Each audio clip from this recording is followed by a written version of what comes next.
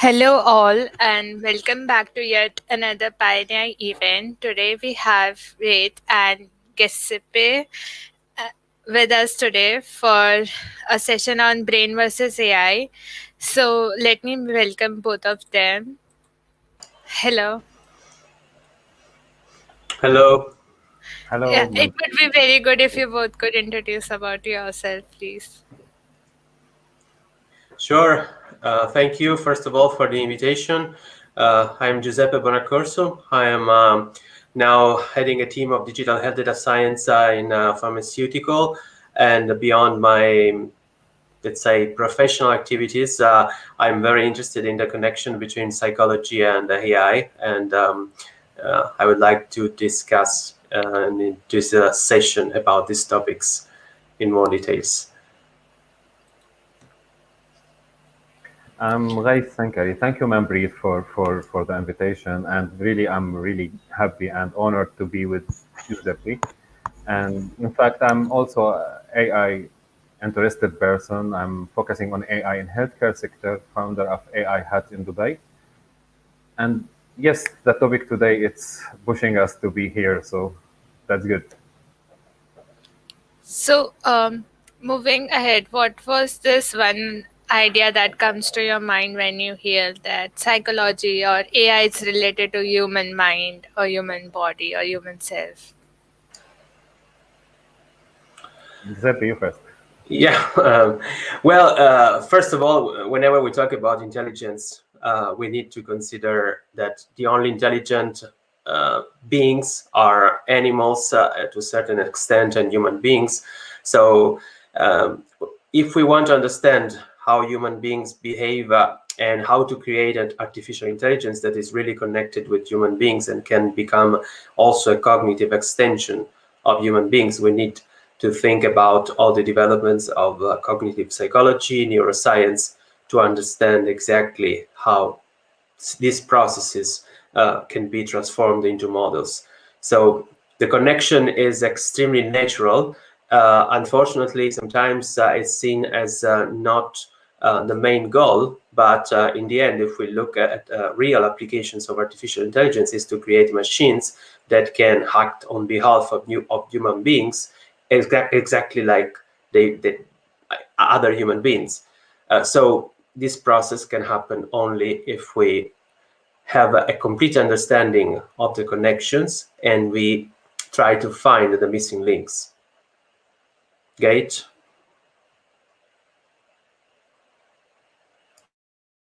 I agree with you 100%, Giuseppe. But I think there is something, maybe the link or the connection between the human intelligence and the AI. It's more functional thing that we are trying to represent the human intelligence or the human task, not only the intelligence, by using the mathematical model. So the let's say the myth started for me. It started with the, let's say, with the neural networks, with the graph of the neural networks, which is we have a neurons, and which is the same name we have it on our brain. But what is the natural or the human neurons do? What is the AI neuron do? We cannot think it's doing the same methodology. They are following the same methodology, but yes, they are targeting the same function. So yes, the connection is there because we are trying to do the same task, but how it's built, here's the difference. We have to differentiate this point in a very clear way. So yes, it's still there. What is more intelligent? What's more efficient on the tasks? And this is why it's always, each time we have a new technology appeared, we are compared to the human being. So which one is doing better? So yes, it's very interesting to think about this. Thank you for that answer. So, moving ahead, what are your thoughts on why is the brain a darker box than any other artificial model? Well, we need to start since the beginning. It's very interesting, for example, how ancient Egyptians considered the brain. The brain was the only organ that was trashed. It was not completely considered.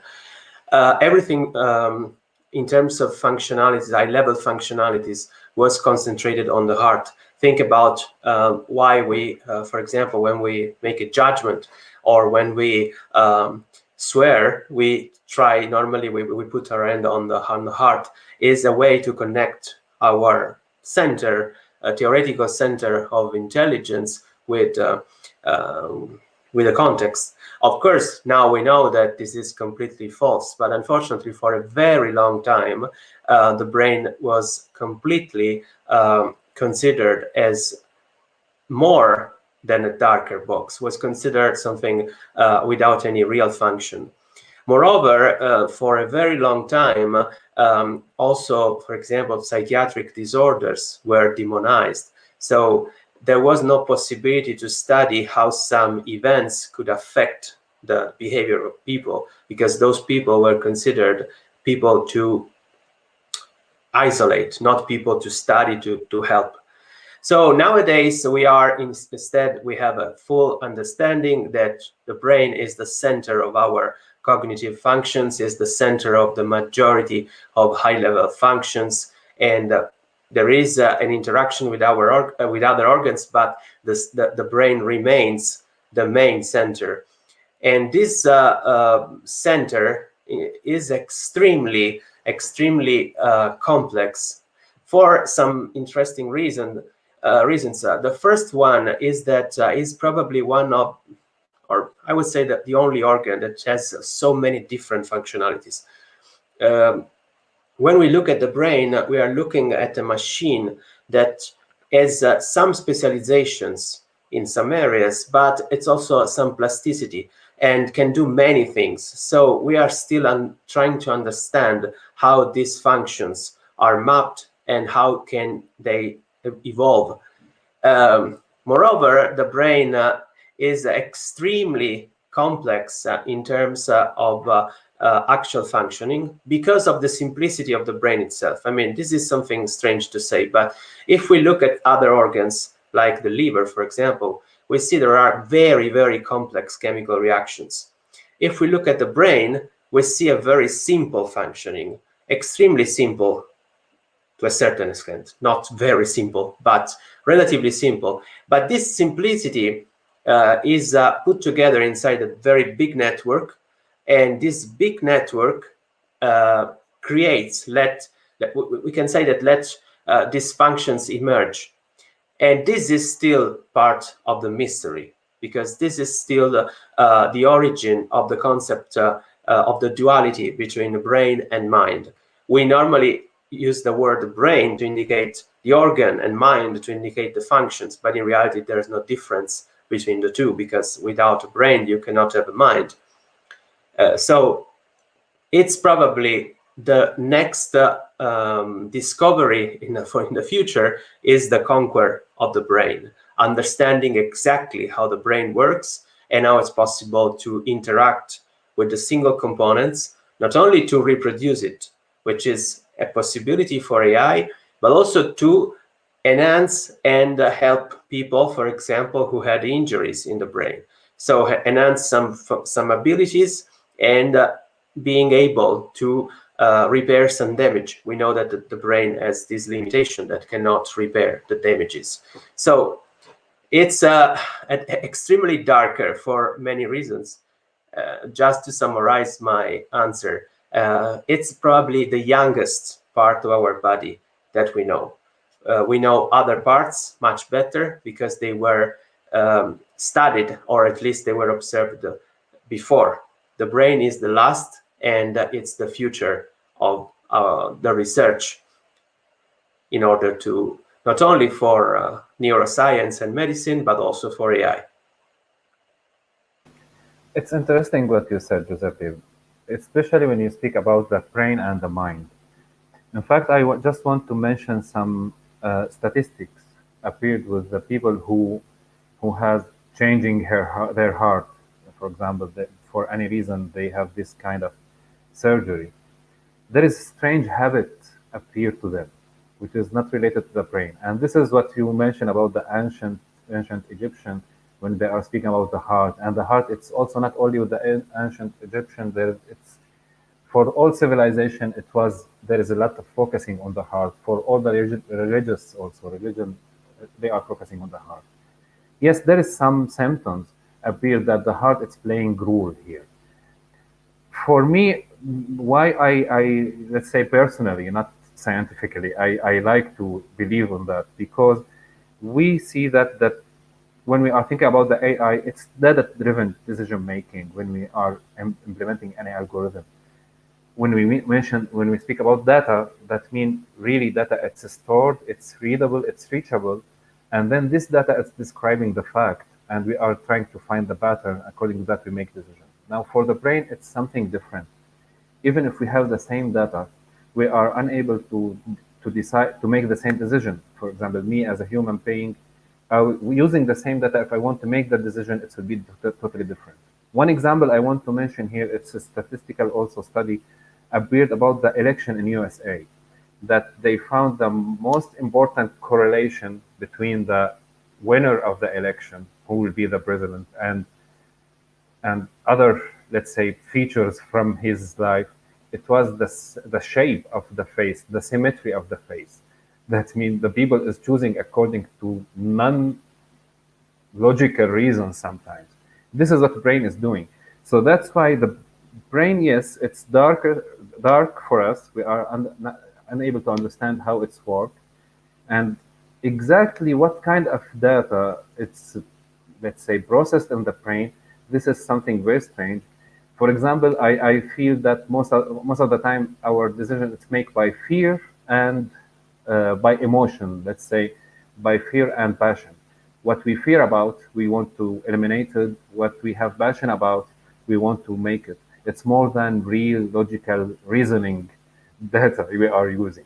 So here maybe I want to ask you about this, if you can tell us more. If there's any kind of modeling for the emotion, how the emotion is generated in the brain or in the mind, right? If you don't mind to use the mind, okay?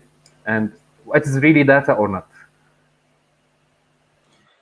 Well, for sure, emotions are the origin of the signals that were initially collected.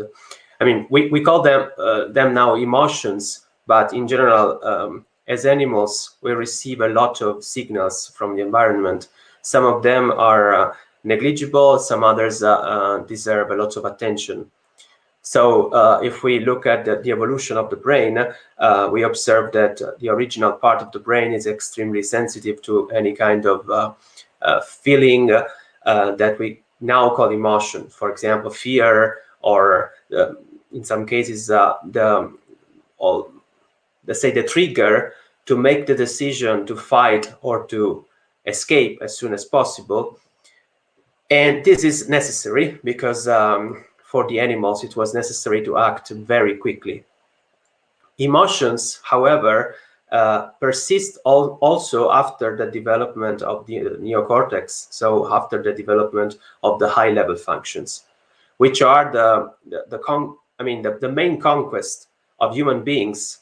The difference between human beings and other animals is the presence of a layer that is the high-level layer that allows to have a lot of functions related to the development of human beings, like language, logic, and all the abilities that we developed. But emotions are still there. And we know that human beings are characterized by being emotional and rational at the same time. If we think about the concept of rationality, just like it was developed, for example, in economics, we observe human beings which are extremely mathematical.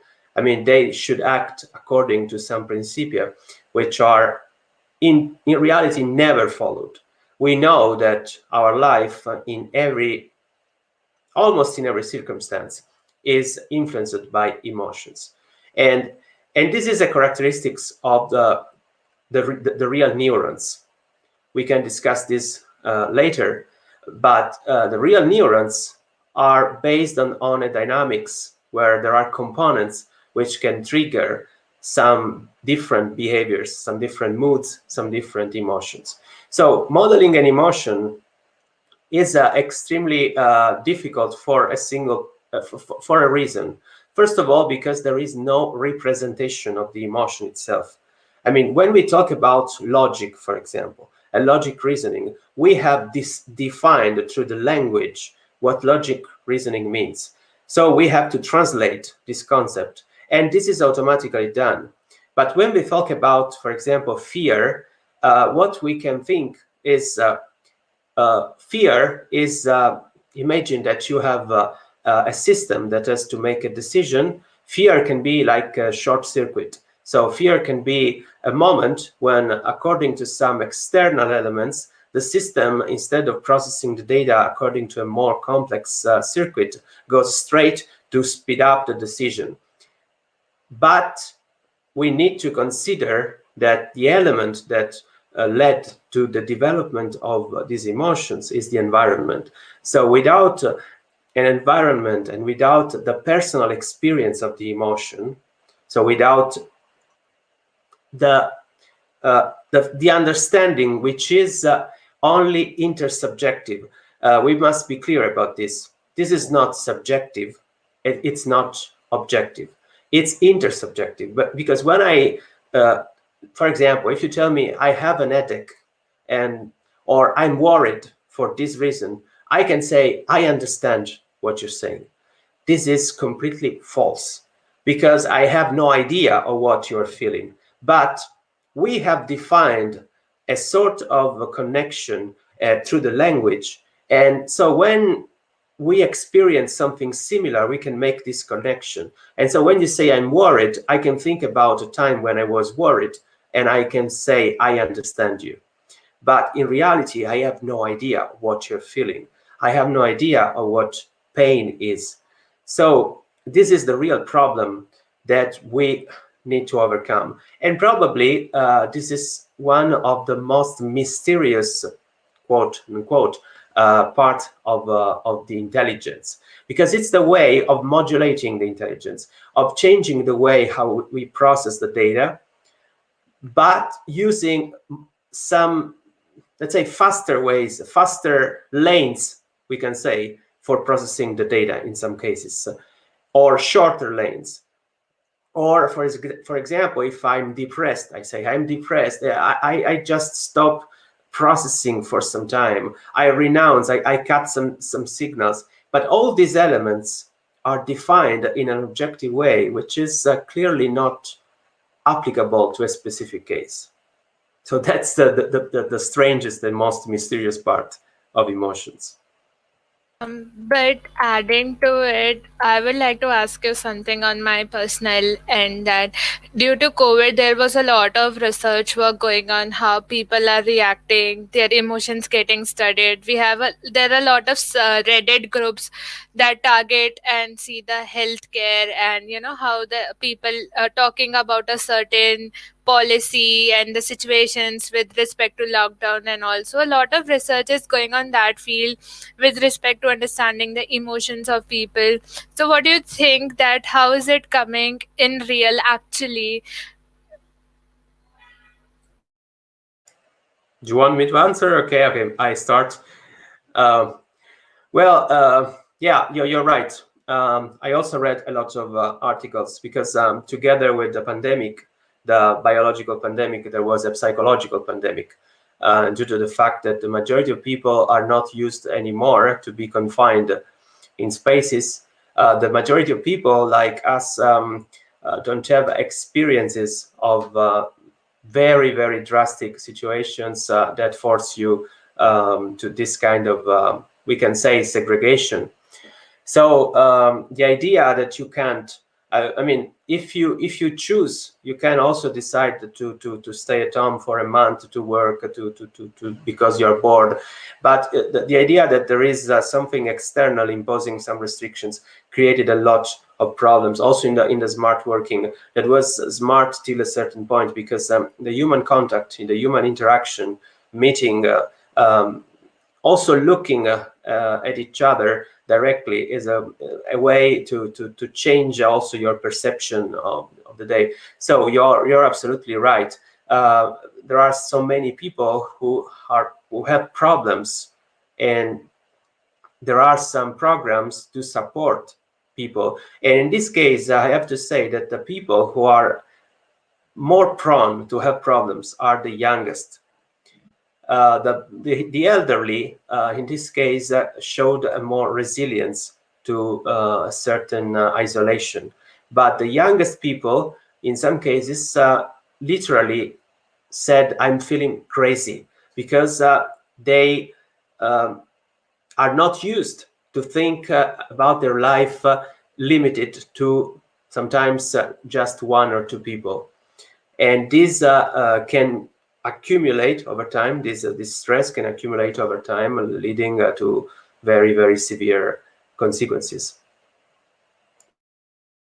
But Kate, I would like to know your opinion on this thing that with advancement of technologies, do you think now I have read on articles and that people feel more comfortable talking to bots, and some it is some stranger they are talking to, which they know have no empathy, because sometimes when they talk to person they feel that they would judge them. So do you think with the introduction of these bots or something, the technology is changing, and it would help people to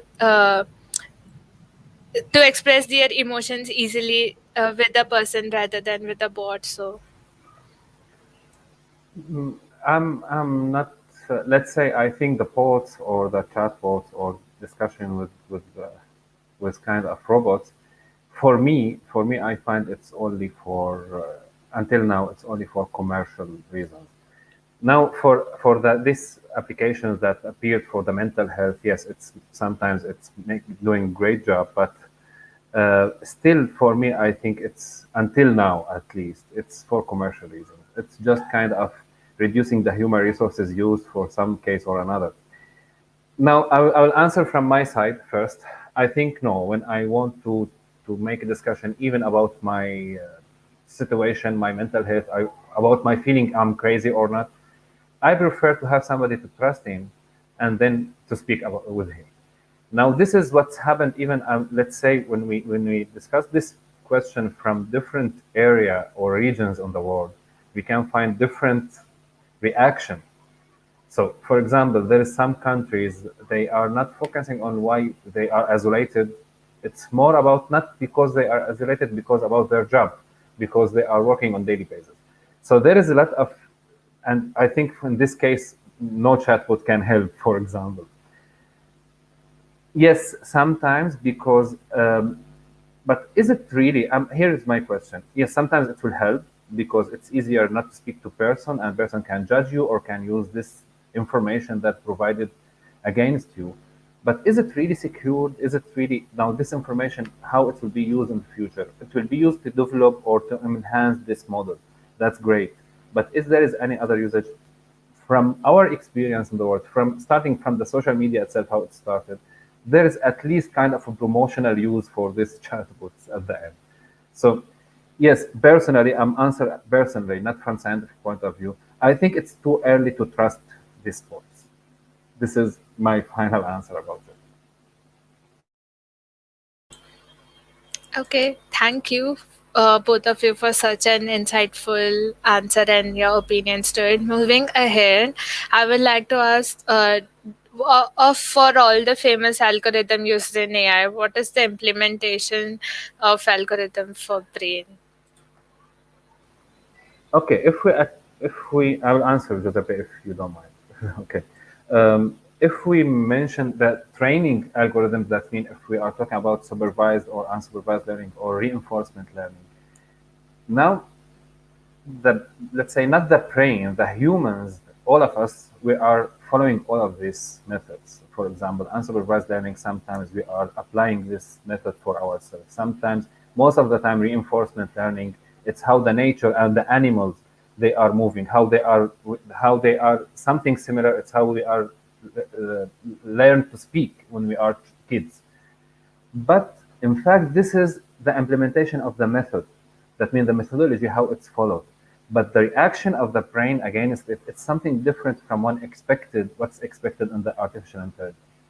Let's get one example here. If we are talking about supervised learning, yes, there is a lot of supervised learning appears in our life, starting from we are going to school, passing to our mothers when they are preventing us from doing something and asking us to do something else. All of this, it's kind of supervised learning, but in fact, our interaction to it, it's not reducing the error. In fact, we are interact with it in different way. We are building our way, our habits. It's built. So, in fact, the brain, it's more related to the habits somehow. That means it's creating that safe zone or the comfort zone for itself, and then it's trying to follow it. And this is what this habit, it's become our personality. So, if we are talking about this kind of algorithms, yes, all of them are used. Most of the cases, it will be similar to reinforcement learning, but still two major points we have to focus on the different. The first one is really our brain interaction or feedback about this. It's different from what we expected on the AI. The second, it's the ability to break the environment by the brain. That means if you have a negative reward always, if we are, let's say, simulate the reinforcement learning, yes, the brain is able to come with something totally new, not from the environment itself. It's somehow it's able to go out of the books, or even it's part of the books, but which is hidden part of the books. So this is the how I see it. The brain, it's interacting in different way. It's not the same result expected in the AI. This is how I say it. I really am eager to listen to Giuseppe about this. Thank you, Gate. Well, yeah, I totally agree. I mean, in the brain, all the different ways of learning have been observed. In particular, for example, starting from Hebbian learning that was based on the research made by Donald Hebb, who was a psychologist. It was easy to understand that, for example, many neurons can perform PCA. PCA is just a way to discriminate. I mean, we know that the brain receives so many signals, and in some cases it's necessary to discriminate, to select some elements. And PCA is the easiest way to observe a sort of main component that should be the most important element and to discard the others. Yes, different also reinforcement learning, for example, is extremely important and has been observed. What is very different are two elements. So the first one is the temporal dynamics. I mean, the real neurons act on a temporal dynamics. So they are not like a normal neuron that receives an input and produces an output. They have a spiking time, so it's necessary some time to accumulate the potential and then to produce the spike. And this temporal dynamic is has been modeled. There are some models like Hodgkin-Huxley, for example, or other simpler models. But the reality is that this part is probably the most complex. I mean, in terms of training procedures, because exactly what you said, I completely agree. A problem, arose when we tried to understand how to train neural networks. In that moment, I think that the problem was to solve something that we created more than looking at the brain. I mean, backpropagation was proposed as a solution, which is extremely valuable. And some backpropagation has been observed also in the biological brain, but clearly it's absolutely impractical to think that a brain can perform a backpropagation. First of all, because it's impossible to have an error, a loss function, and then to think about these long chains of propagation of gradients. So this is something very, very artificial. In reality, we know that there are some local changes that happen, and these local changes are extremely huge in terms of connections. They can increase or decrease the number of connections very rapidly, and the result is very different from what we know. Nowadays, we are looking at, there are research to understand how the brain really works and how it's possible to reproduce the same learning algorithms. But we need to make a distinction, because if we think that an artificial neural network is a model of the brain, we are probably off track. It's definitely wrong. Only some parts can be similar. If we look at models that can reproduce the dynamics of the brain, we look at something completely different, and we are unable to solve the easiest problem also. So it's a trade-off. I mean, on one side, clearly the researchers, and we have to say that these researchers were geniuses, found a very clever and very easy way to create models that can be trained in a few seconds now with simple data and produce results. But on the other side, they decided just to quit looking at how the brain works, because it's extremely difficult for now to give an answer to this question. So this is very important to remember. It's an open field. That's something that I want to say always to all the young people that are entering this field and then want to study this field. This is a real open field. It's probably more mysterious than the universe. So it's a field where it's possible to research and find extremely interesting results. But when you well, how easy is it for you to relate, artificial intelligence and brain, and how easily you could correlate the concepts and you can understand things? Does it make easier for you to, for both of you to understand concepts and look at the picture and imagine things easily when you relate AI with a human brain or body? Well, I have to say that one way to study the reality in many cases was to reproduce it. It's a natural way to try to understand something. So I think the connection is natural if we think that if we can reproduce something, this is not for sure true, but we can also get closer to understanding how the real thing, the biology works. So I think that the connection, in my opinion, is immediate if I think that on one side, as Ghaith said at the beginning, I want to look at the functions. And this is an interesting part where artificial intelligence can go very quick now, because we now know how to model cognitive functions. There was an article I read a few months ago. It was very interesting because it was extremely critic, but the reality said, well, now AI is modeling cognitive functions. And it's true, because we can model the vision just like a cognitive function. So it's not like a brain, a human being, or an animal that looks and makes decision and connects this with a lot of other processes, memories, and so forth. It's just a cognitive function that is reproduced and it's used for a purpose. And we are becoming smarter and smarter. And so for this reason, I see a very strong connection immediately. For the other part instead, for the, let's say, the structural part, where we want to understand the brain, so we start from the opposite direction.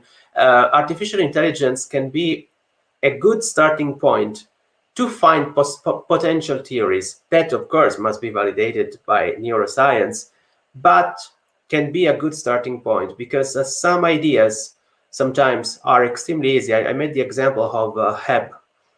Hebb said that produced a very simple law that was not proven, but only after around 50 years, not when he was alive. The law is very simple, and it was based on a simple observation. Clearly used it didn't use any artificial intelligence. But when we work to some problems in artificial intelligence, we can think about potential solutions, and they can be valid also for describing the real brain. Please, Gate. Sorry for taking too much time. No, I was enjoying, in fact. Now, if you want to link or to look at the artificial intelligence from the point of view of the brain, Yes, I agree with what Giuseppe said, and in fact, I think it's only the starting point. Now, let's see if we want to enter this field in the beginning, it will be easier from explaining the information theory and how the loss function is working and what is the error and all of this, to tell them that, okay, we are trying to represent the brain and then go ahead and find what will happen. So it will be in the entry point, it will be something fancy to speak about.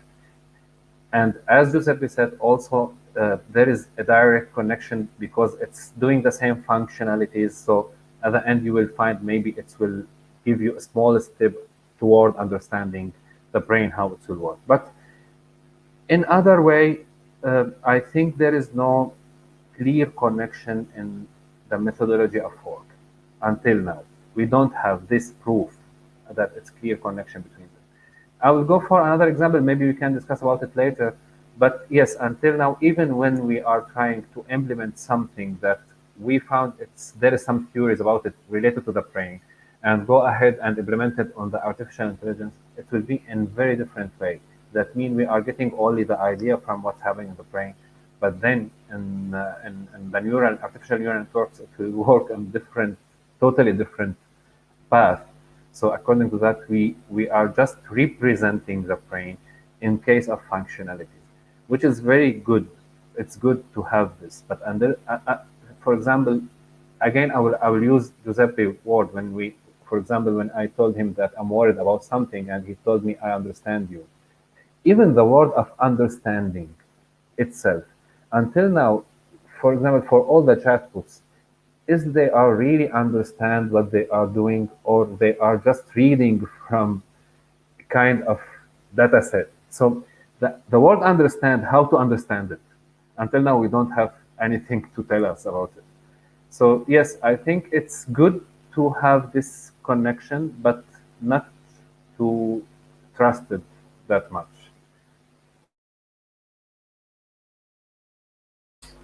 Thank you for that point. Now, moving ahead, I had this one question that what are the tools used by human beings to interact with the world? Because nowadays, when you see, and we do, if you see nowadays, the positive words are used in a way of sarcasm, and the negative words are used in a very good way. But we as a human can understand the tone in which we speak, but how do you think this would be interpreted by a machine or stuff? So how are the tools different by human language to interpret to the machine that uses to interpret?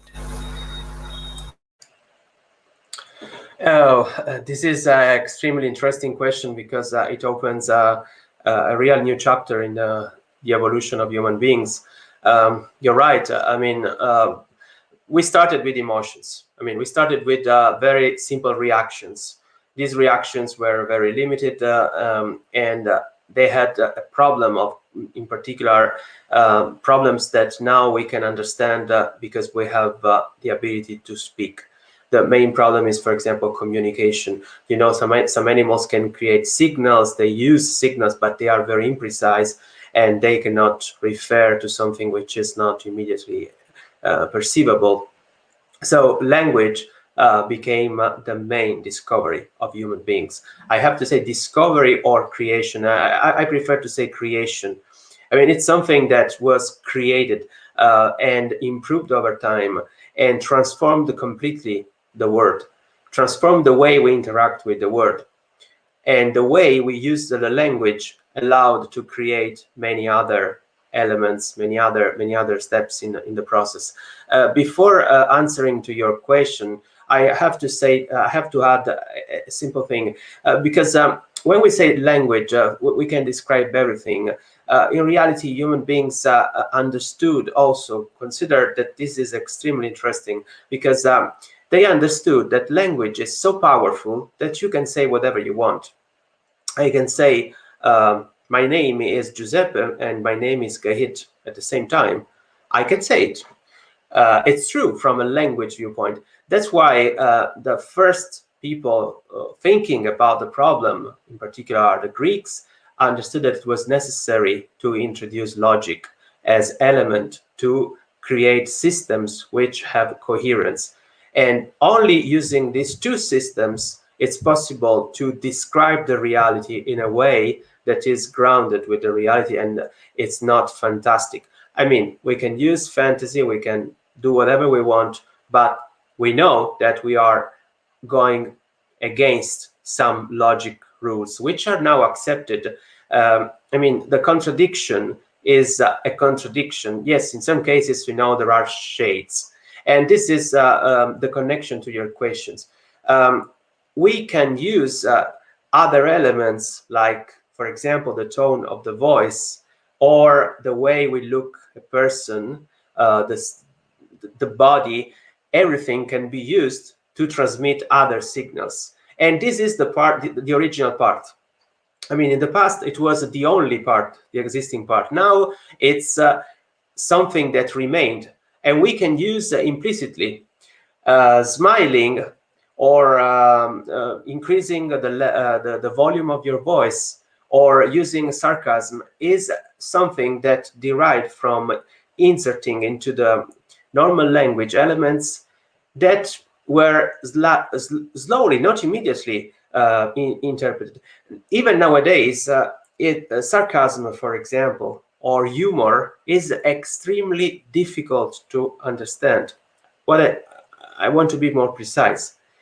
If I say something which for me, for my group, is extremely hilarious, can be completely misunderstood by other people, because there is also a cultural element that was the key to understand these concepts. Without this concept, if I say something which doesn't make any sense for you, it doesn't make any sense. Because again, what remained is a residual that can be used to describe a certain emotion or whatever else, and a rock solid part, which is language and logic. So if I use only language and logic, I'm like a robot, theoretically, but you perfectly understand what I'm saying. If I use together, we need first to establish a connection. We need to define a way before to understand that when I'm smiling, it's because I want to transfer something happy to you, or when I say something in a way like, because I don't like a hit, so I say, oh, okay, it is the best genius in the world. In this case, I'm kidding. Of course, I'm kidding. I'm double kidding in this case. But the reality is this, that this circumstance is based on something that we have predefined. And for machines, it's necessary to include them in this process. So and I promise, it's important to be clear that machines must live in the same environment where human beings live to capture all these elements. Trying to force a machine to reproduce these elements can lead to a situation where we can have a machine that seems, for example, a bot that can be a perfect machine, but it's like when you ask a bot, do you like the Taj Mahal? And the bot says, oh, it was wonderful. It's something ridiculous. It doesn't make any sense. The only good answer should be, I have no idea. This is something that I don't know. This is the reality. We want to create the function. And to create the function, we create something which is artificial. Artificial meaning completely invented. Sorry, Gate, again. This is for you by Giovanna. You are the best. Thank you, Giovanna, and thank you, Giuseppe. Yeah. What are your thoughts on this? No, and now again, here is we have the same. There is a lot of emotions. By the way, why when Giuseppe was speaking, I was just thinking why the emojis appeared, why we need the emojis. For example, when you are telling something that we should laugh about it, or we should think it's sad thing, why we need to add this emojis? Because we are using the language at the end, and the receiver, it's a human brain also, but we don't have this let's say, other sound effects or other side effects related to it. So emojis, it's just to make it easier. Right now, when we think that emoji is a kind of data right now, maybe it will be easier to learn the pods about this. So back again to the question, yes, the language and the logic, and then also we have the great tool, which is right now the artificial intelligence. It's better than a human somehow in it, which is the mathematics, which is describing everything. It's the universal language. Okay, somehow yes, logic is part of mathematics, but yes, when we are talking about what's the tools that used by a human to describe the world, I can see the most powerful tool is mathematics. It's something also maybe it's created by a human or it's already there, but we found that it's described the world in a great way, and the way we are able to trust it according to that. So yes, using mathematics and some kind of, let's say, linguistic knowledge, I think we are able to push these machines to do great things. But again, with the same concept of Giuseppe, it's maybe it will give us fake outputs, something that we are not unexpected. Now here also the fairness. There's, by the way, I'm right now when I'm thinking about this, if we just implement the whole inputs or tools that used by the human just to train the artificial intelligence, it will be, we will find right now, according to our techniques, strange behavior from these machines, and the most important part that we are unable to trust it. And this is also something strange. What's the meaning of trust, and how we as humans trust each other? Besides Giuseppe, okay, joke about me, no issues about that. But how we are able to trust each other when we are using all of these tools to interact with the world. Don't forget that until now, artificial intelligence is using mathematics only, not other tools. And maybe we are using mathematics, but until now we didn't abstract our language to tell it that it's mathematics. So I think it's interesting, and for me, it's still I cannot expect, or I don't have the knowledge also to answer. But yes, I'm just trying to build a vision during my answer. That's how I take it. Yeah, but don't you both think that when we build a model, it is us who get the data set? We only decide what features to include. We pre-process it. So somewhat biased the way we want to see that model to get built up, it gets built up in that way with our vision. Do you think that? I mean to ask. Uh, I mean to ask that when we build a model, we choose our own data set, we process it in our own way, and have features it in our own way. So don't you think it's somewhat gets biased with our opinion to build it in a way? Well, a model is a model. So a model is always a reproduction of a phenomenon, of a part of the reality based on assumptions. So clearly, it's something biased. The problem is if this bias is limited to the context. So we say this model is limited to describe a certain phenomenon, and what we are excluding is something that we are not interested in, is fine. The problem is when the model is trying to describe some outputs and something necessary is excluded from the model. So when, for example, if I want to, let's just make a very simple example in physics. I want to talk about gravity, and I exclude the mass. I say mass doesn't exist, or I put any other a constant. Clearly, I'm biasing in a way that is irreversible. But this equation alone is a model itself, we can say, that doesn't describe many other phenomena. So the same happens in physics. That's why, for example, in physics, there is the idea of the great unified theory. So putting everything together to a single model that can describe all phenomena. And it's the same that we would like to do in some cases. But this is extremely expensive. And that's why in data science, for example, focuses on models which are limited to a context. So I mean, to answer the question is I say absolutely yes.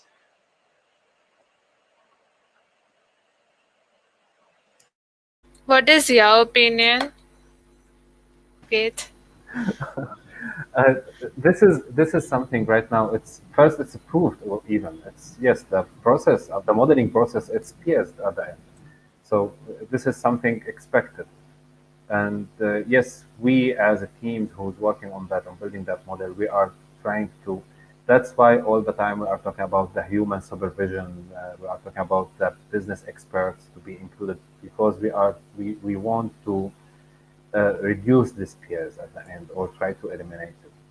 Now, sometimes we succeeded, or by the way, the great thing here, we are talking about models that processing small tasks. Now, this is something it's very important to notice.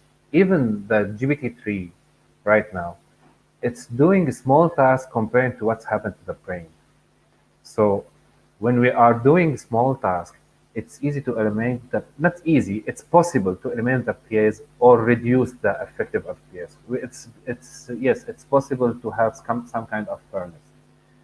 Now, the problem it will be bigger and it will appear when we merging multiple tasks together and then come with bigger modeling, for example, for many tasks.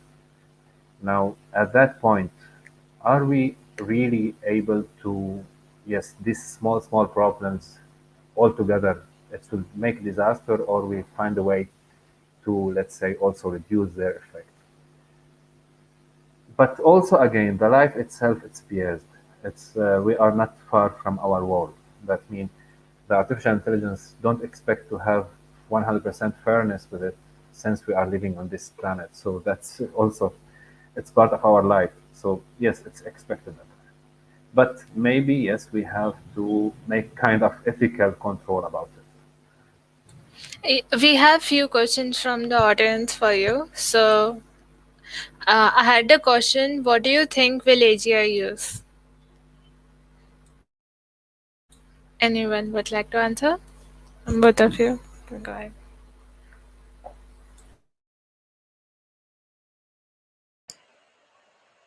Yeah, Gage can go. I mean, I spoke even so much.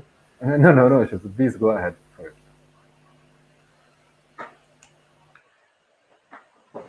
Okay. First of all, in this case, exactly what AGI? What do you mean by AGI? I Um, think I was. Is it AI? Is it a typo or? I'm sorry, but I think it's AI. AI emotions, maybe. I'm also not sure. Okay, till then we can go to the next question. yeah, He sorry. clarifies us in the comment section. So you talked about someone needs an No, sorry, evaluating Manpreet. process. Sorry, Manpreet. I think he is mentioning about artificial general intelligence. This is what Ah, he think about the AGI. So okay. I'm not even. I didn't. Why I asked you to answer, Giuseppe, because I didn't think about it. But I am not focusing on this part. So that's why I want the expert to answer. Well, the concept, yeah. Mm, this is the final goal. In terms of general intelligence, we need to put together all the aspects of the intelligence, integrating them. As Gait said, now we are focusing on models like GPT-3, which is, even if it's a powerful model, it's ridiculous compared to the brain. And the complexity is not only in the function, but also in the structure, which is much smaller. The goal of creating a general intelligence is fundamental when we want to create tools. I would like to call them tools. I don't want to call them in a strange way like cyborgs or whatever else, robots. Anyhow, let's call them tools that can be chatbots or whatever else. But are they try to get closer to the human beings. And when I say again get closer, it's reconnecting to the previous discussion. Is not limiting to some specific functions, but looking at the overall behavior of the human beings. So in terms of usage, nowadays there are some interesting research that are now trying to have a holistic view of different processes and putting them together. And right now we have different models. That's again a connection with the other question. The goal is to put all these models together in a way, for example, using bigger neural networks, so that they can reproduce more functions and the interactions of more functions, which is an extremely complex task nowadays. Nowadays, the models are hyper specialized, and this is a big problem in terms of usability, because we know that, for example, it's too easy for a system that is trained on something to forget when you start training on something different. But we know that the brain can continue training forever and never forgetting the previous elements, but replacing, slightly replacing, keeping some elements, and at the same time removing what is no more necessary. So this is something that for sure is the future of AI. What are your thoughts on this? No, but, in fact, yes, it's the future, but also it comes with a lot of challenges. This is right now.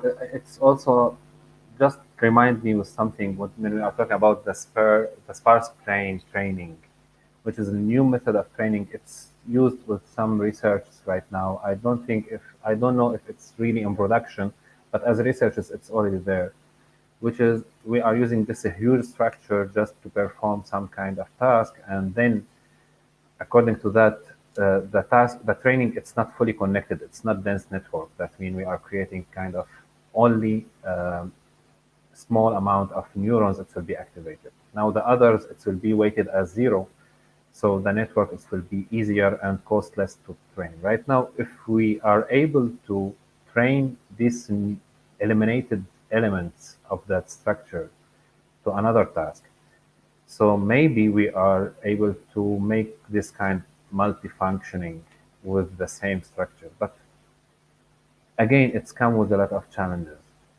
And the most important, which is Giuseppe said, which is about the remember what's the previous learning it was and don't forget about it.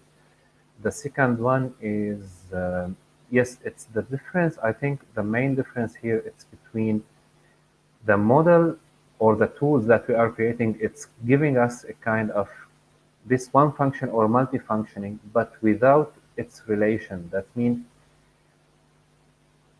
just consider a physician, for example. He asks a lot of questions to get the kind of intuition about the situation of the patient. But at the end, he will tell you that we have one, and then we have a small expectation or small percentage that maybe it will be that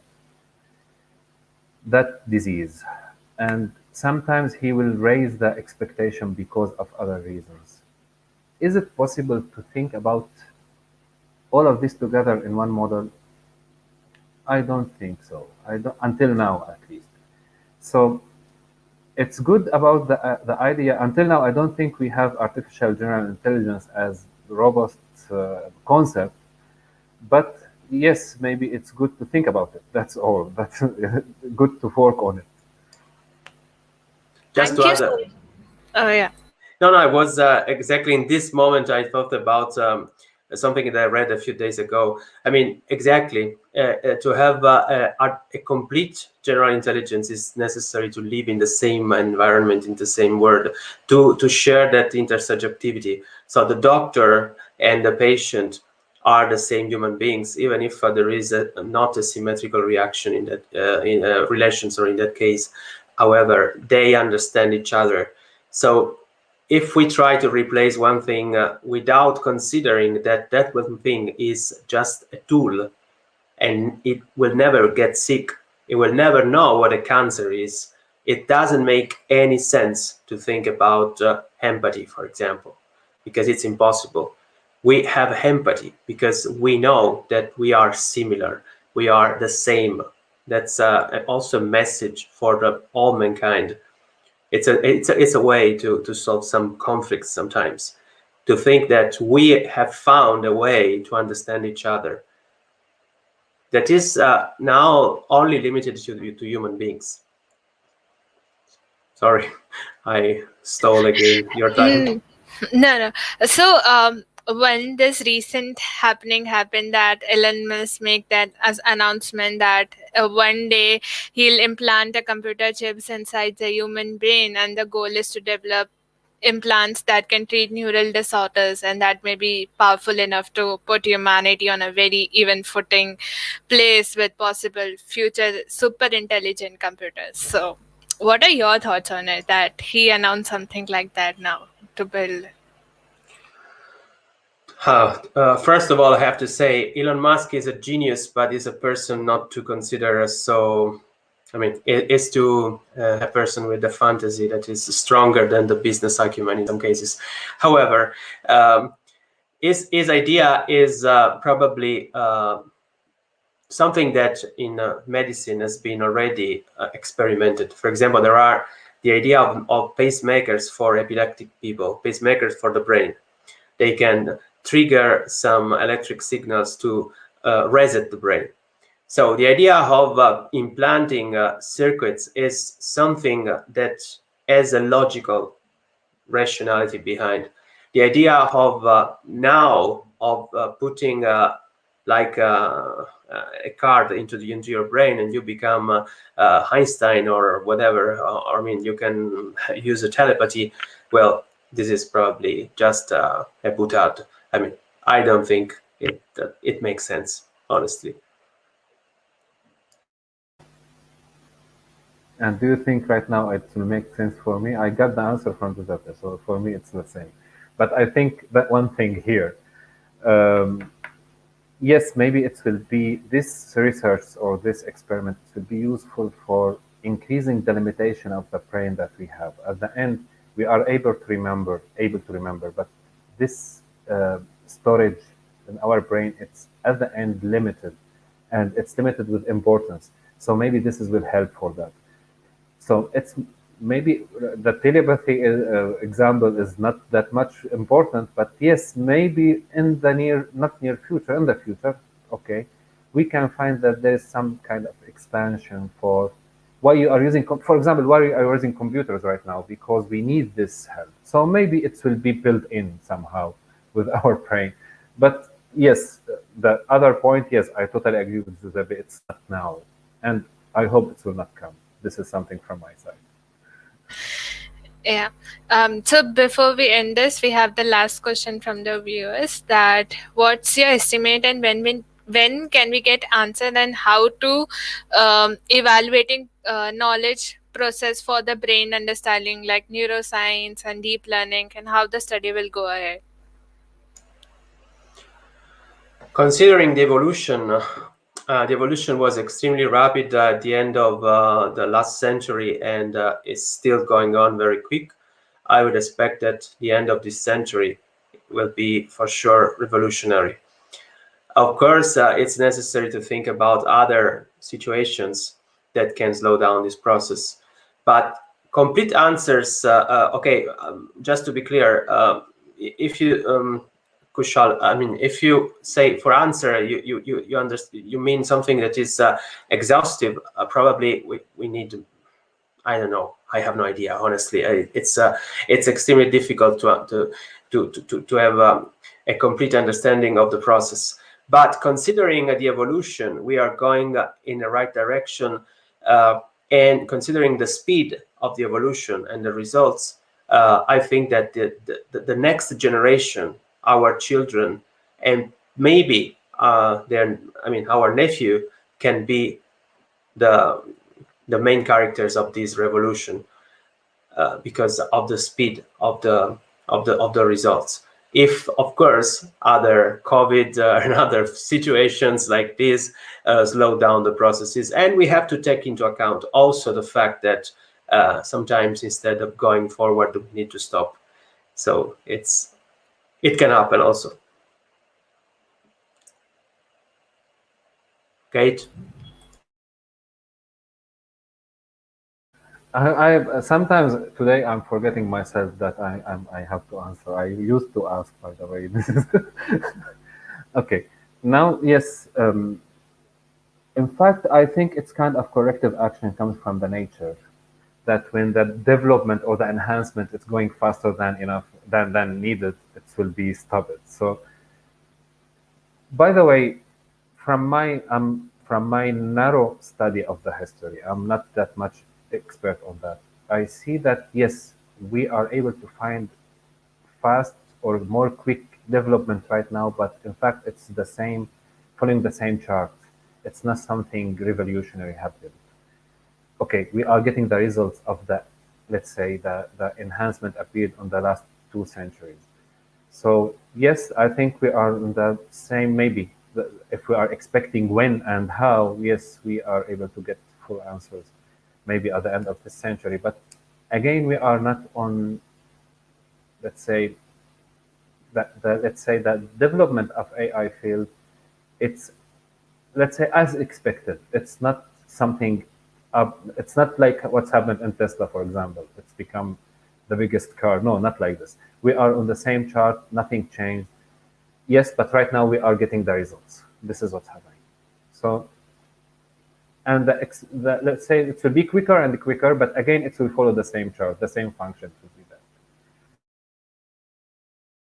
So we have one more question that arguably setting the bar too low by trying to replicate human intelligence and ability. We are the species that is destroying our own habitat. Not very smart. What are your comments to this?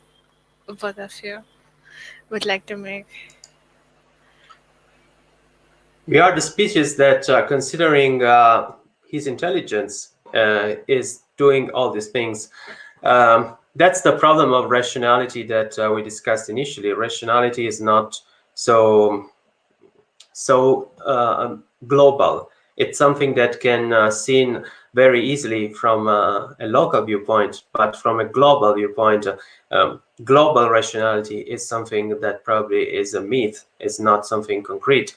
I completely agree that we are doing not the best things in some cases, but on the other side, we are also doing these bad things thanks to our abilities. So it's a it's a strange, but it's the reality. We are not very smart. We are extremely smart, but sometimes we want to use our potential, our intelligence to acquire a dominion, acquire more power. Again, rationality is for single human beings, but when we look at global, when we look at societies, when we look at masses, they are not rational. That's the problem. And it's not something related to the human intelligence, but it's something that has to do a lot with, for example, emotions. We have seen what happened in the US, all those people running into the Capitol Hill. Those people were thinking in that moment, they were aimed, like when going into the war, they didn't care about anything. They were so, uh, I mean, there was so much adrenaline pumped into their body that they were like in a fight for their life. That's not a rational behavior, but it's part of the human, let's say, intelligence. I mean, it's part of the human, not intelligence, human heritage, would say, the overall complex. Thank you so much. Before like we end this, I had just one last question. If you both want to develop something using these techniques, so what would be you would like to develop for society that would help the society using AI and human technologies and stuff? What would be your idea for that? Okay, maybe it will be strange, my question. Always try to understand the politics and, let's say, what's happening in the world. These people who's rule the world, what they are going to do. So I think, I don't know if it's possible, but I think yes, maybe we can do kind of style transfer to to the politics. and then understand what will happen later. Why, for example, why this president uh, doing this, for example, according to what's happened to the to US, why Trump appeared and then Trump vanished somehow. So yes, this is something I think about a lot. Yes, are we able to model the politic, uh, the world government, for example, if there's something similar? Are we able to find a model to tell us what will happen? This is something I think about a lot. Well, I answer exactly in a way that is based on an answer on the ethical AI or ethics. Sometimes I said in a way that was to be very provocative. I'm not interested in ethics. We have to think about the potential of AI. In reality, to answer your question, we have so many problems in the world, so many situations. And if I make the example of COVID, it was just an example, but we understood in a real short time how the whole world can be completely on its knees, and how some solutions can really change the course of the events. So we know that there are places in the world where agriculture has a lot of problems, where it's possible to use AI to improve the understanding of the weather, or to improving of course, for healthcare, to improve the life of the people, to solve a lot of problems related to the distribution of energy, to find and optimize some flows which are extremely expensive nowadays. So there are so many positive things that have only a problem right now, that unfortunately they sometimes make no profit. And we live in a world where business is dominant. That's why we need to think more about associations, foundations that are aimed to not to think about the business sometimes, but to think about something which can really improve the quality of life. And that's why I said I don't care about AI ethics. I think about the positive things that AI can do, and we are forgetting these things in order to limit other things. That was a provocation, but the reality is this. So we need sometimes to stop thinking about pure business, so making a profit, but thinking about how we can, as of course this is something that must be done at international level, but at that point it's possible to invest for the quality of life, for the quality of life of the single people, and then of course for the development. But we have to start with these things, and there are some initiatives. We have already observed some initiatives in healthcare. For example, there was an initiative, and I just make this example. I don't want to discuss too much about this, but there was an antibiotics that was discovered in, if I'm not wrong, about 20 to 23 days. So something that was never imaginable, because a drug discovery process is extremely, extremely long. Thanks to AI, that it was possible to find a solution in just a few days. This is evolution. This is something that can improve mankind. Of course, if then happens that somebody says this is not profitable, so we trash it, of course, this is a shame. A shame for the whole world, a shame for mankind in general. Thank you. Thank you so much. We have some few comments from the viewers that it was a very valuable point and answer. Um, you as a host and you as a speaker both is awesome, and they enjoyed the talk so much. Thank you both of you for joining me today and spending your time on weekend on my show today. Thank you so much. Thank you, Manpreet, and thank you to all participants. Thank you, Manpreet. Thank you, Giuseppe. I really enjoyed. And thank you, Ghaith, of course. Okay, guys, we'll be ending the live session. Thank you for joining us today. Until we meet next time with some other people to have more insightful knowledge to the stuff. Thank you.